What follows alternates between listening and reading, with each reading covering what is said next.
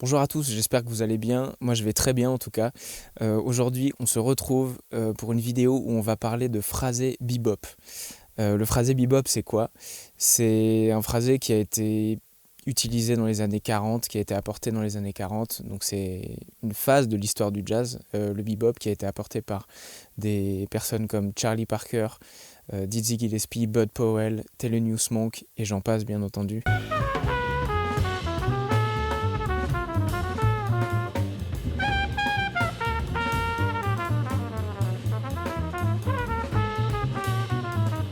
Donc juste pour définir un peu ce que c'est le phrasé pour moi, le phrasé c'est quoi? C'est un outil rythmique qui va me permettre de connecter avec une section rythmique, plus précisément avec le batteur et la ride du batteur, le phrasé de la cymbale du batteur. Ça va avoir un peu plus de sens au fur et à mesure de la vidéo, vous allez voir.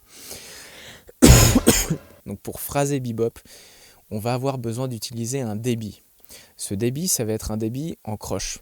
Donc si je prends une mesure à 4 temps par exemple, je vais avoir 8 croches. Donc une mesure à 4/4, je vais avoir 8 croches dans la mesure. Donc ça, c'est mon débit, c'est ma base rythmique. À ce débit-là, on va y ajouter une articulation très précise, qui va être différente d'autres articulations que vous connaissez déjà peut-être. Pourquoi est-ce que je tenais à vous parler de ce phrasé aujourd'hui, plus précisément le phrasé bebop? Pourquoi? Parce que pour moi, le phrasé bebop, c'est un phrasé que j'utilise tout le temps, en toutes circonstances. Si je suis appelé pour une session studio et que je dois enregistrer un solo de hip-hop sur une track de rap, jazz, pop, tout ce que vous voulez, en fait tous les styles qui nécessitent que je doive improviser avec mon instrument et improviser ce que moi j'entends, tout simplement je vais improviser avec ce débit là, ce phrasé en particulier.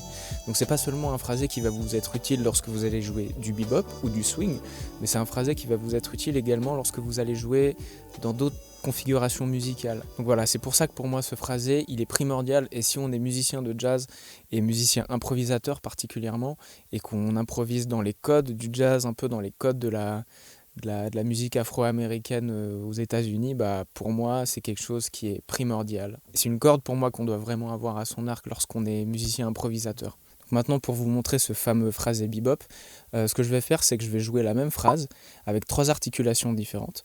Une première fois, je vais jouer legato. Une deuxième fois, je vais jouer staccato ou piqué. Et une troisième fois, je vais jouer la même phrase, exactement la même, mais avec le phrasé bebop cette fois. Donc dans un premier temps, tout lié.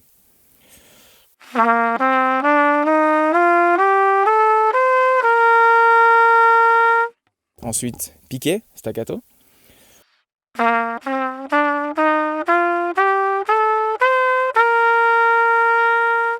Et maintenant, exactement la même phrase, mais cette fois avec le phrasé bebop, très lentement.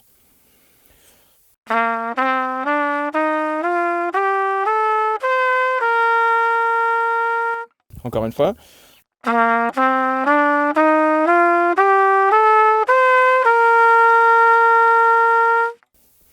Donc vous voyez la différence entre les 3 phrasés. La première, donc tout lié, donc il n'y a pas d'articulation, il n'y a pas la langue qui vient intervenir sur ce premier exemple. Ensuite staccato, la langue elle va venir piquer chaque note. Donc attention, quand je parle de la langue qui vient accentuer les notes, je ne parle pas de la langue qui vient accentuer les notes et qui vient se poser entre nos 2 lèvres, pas comme ça. Si vous articulez comme ça, donc il y en a qui phrasent comme ça, qui articulent comme ça. Moi personnellement, j'utilise pas cette articulation-là parce qu'en fait, je trouve que cette articulation, elle est pas très ergonomique pour moi. Ça fonctionne pas très bien. Donc ma langue, elle est calée en fait. Le bout de ma langue est calé derrière mes dents du bas, donc ici, le bout de ma langue. Et ce que je fais lorsque j'articule, c'est que je prononce la syllabe di, di, di, di, di, di, di, di, di, di, di, di, di, di.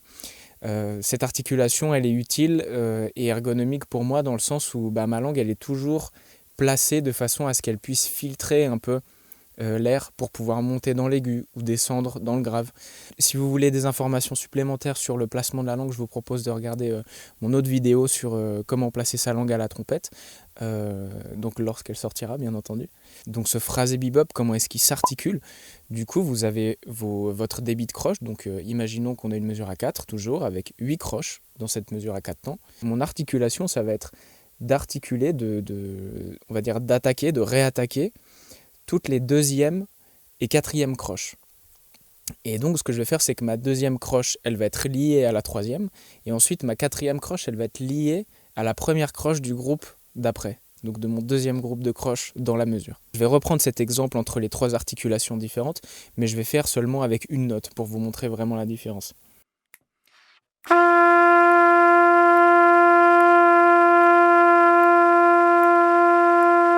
Donc, tout lié, donc il n'y a pas de... Vu qu'il n'y a pas de note qui change, c'est comme si je jouais une longue note, une pause de son. Ensuite, staccato.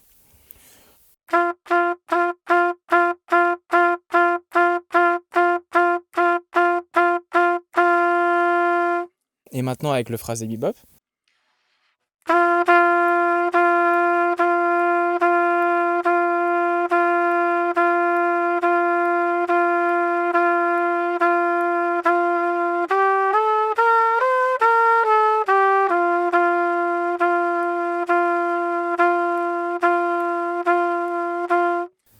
Un autre élément hyper important concernant ce phrasé, il faut vraiment que lorsque vous jouiez ça, il faut que ce phrasé il soit constant, égal, linéaire. Il ne faut pas qu'il soit trop haché. Donc à mon instrument, comment ça se traduit à la trompette, ça implique qu'il faut que je soutienne toutes mes notes. Il faut que, dans tous les cas, il faut que mon soutien de l'air il soit présent, de manière à ce que mon articulation, elle vienne juste ponctuer ma note. Il y a une image que j'aime bien qui m'a beaucoup aidé à mettre ce phrasé en place, c'est prenez tout simplement un robinet que vous actionnez, que vous mettez en marche. Donc on a un jet d'eau, on a un flux d'eau continu qui sort. Pour illustrer ce phrasé, imaginez que vous prenez votre doigt et que vous passez à un rythme régulier votre doigt à travers le flux d'eau.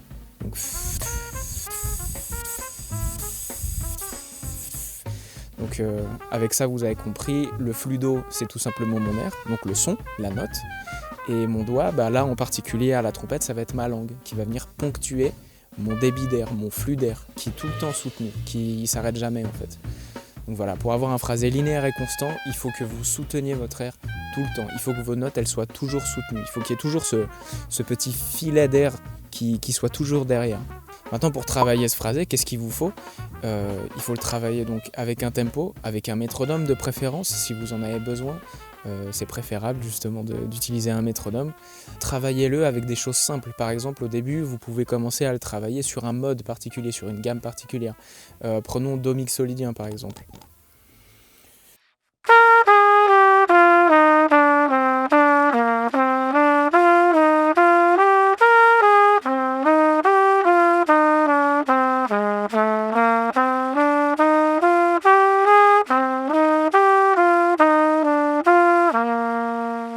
Maintenant, si par exemple je joue un blues en Do, donc en Do pour la trompette, donc en si bémol pour les instruments en ut, comme le piano, la guitare ou la contrebasse, et que j'utilise ce phrasé très lentement, ça donne ça.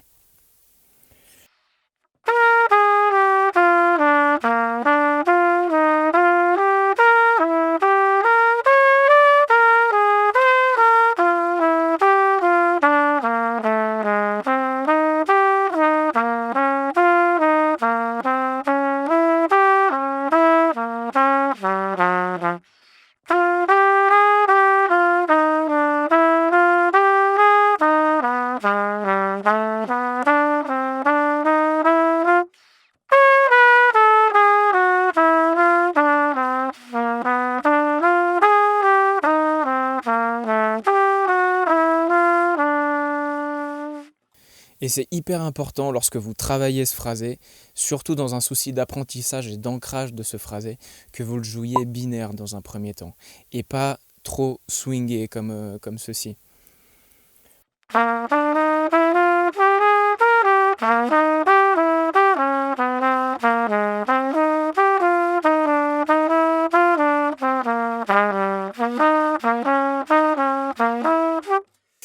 Dans un tempo médium, ça peut peut-être marcher, et encore à mon goût, je trouve que ça groove pas tellement, ça va pas vraiment swinger justement avec cette section rythmique avec laquelle vous allez jouer. Pourquoi le travailler binaire ? Tout simplement parce que lorsqu'on va commencer à monter les tempi, et qu'on va commencer à jouer sur des tempos medium up ou up, ce phrasé un peu swingé, en fait, il va pas vraiment nous être d'une grande utilité parce que déjà notre phrasé il va être moins constant, moins égal, donc moins agréable à écouter, je trouve. Et de plus, lorsqu'on va jouer vraiment rapidement, ou plus rapidement du moins, ça va être très compliqué. Maintenant, reprenons notre blues et montons le tempo. Et essayez de remarquer comme le phrasé il devient vraiment binaire. lorsqu'on monte le tempo. Si vous jouez avec un batteur par exemple ou avec une section rythmique, que vous prenez un blues et que vous le jouez à 300 à la noire, je sais pas, un tempo vraiment rapide, essayez de remarquer justement le phrasé de la ride du batteur, ou avec quoi justement il va jouer son shabada. Bah, ça va plus être shabada, shabada, shabada, mais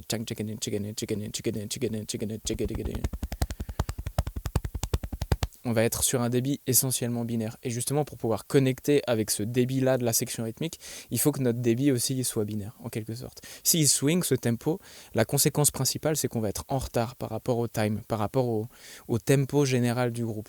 Et on veut éviter ça, justement, parce qu'on veut vraiment être dans le time, dans le tempo de la batterie, dans le tempo de la contrebasse, qu'on ait vraiment tous le même time, en fait. Donc si je reprends mon blues en do et que je monte le tempo,